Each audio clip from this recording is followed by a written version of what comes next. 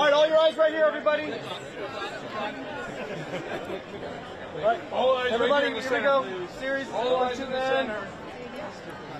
Well, I think as a mom, it doesn't take much to imagine how challenging it would be if danger came to your child. And so for me, it didn't take a lot to sort of bring up that mama bear and throw myself into the strength of the character and what she needed to do to protect her children.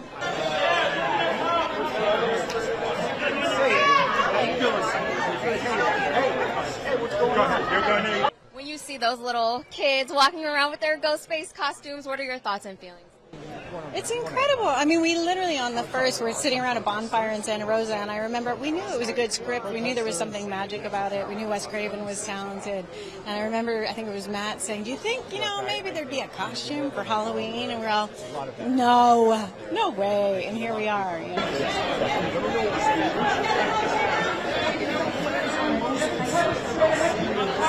I feel old, but I also feel I'm just so full of gratitude. I'm flooded with thoughts of Wes Craven. It's like he was such a wonderful. I'm the only one left. As one of the behind the camera and as a writer, and he was our director. He was the captain of the ship who just really sort of. He really did sort of take me under his wing and allow me to sort of be there. I learned so much from him, and I miss him, and it's so good to see Neve Campbell, being back with Neve Campbell and Courteney Cox, and having them on the same set, and being able to direct them was a dream come true. It was terrifying and scary, but they were there, and they were there to support me and be with me and laugh at me, and and we had a great time. To represent such an important it's an incredible privilege. Because, one of the things that we discovered with the Scream franchise is people do watch the movies over and over. They have a second life. And so I filled this movie with as many Easter eggs as I could. Little things that people may not get on the first view, but they might get on the second or third viewing. Really, some of the Easter eggs are deep. You got to do a deep dive.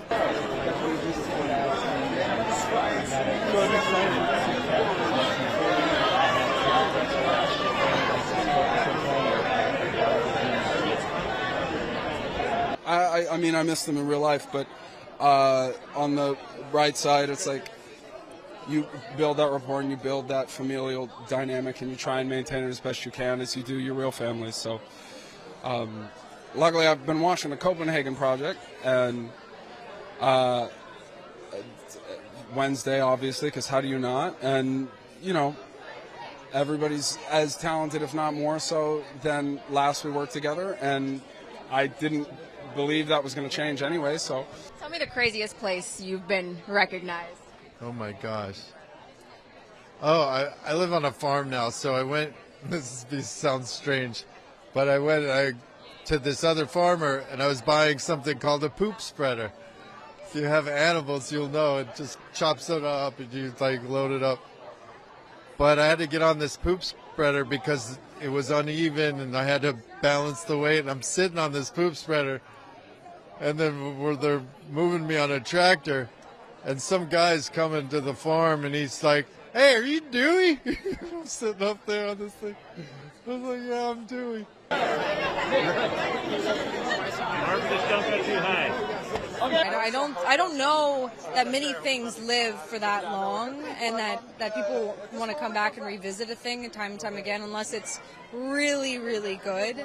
And so, I was born 25 years ago, so I came out about 5 years before I arrived, and it's surrounded me my entire life. I've watched a Ghostface at every Halloween I've ever experienced, and to now be involved and be chased by one is really, really, really cool.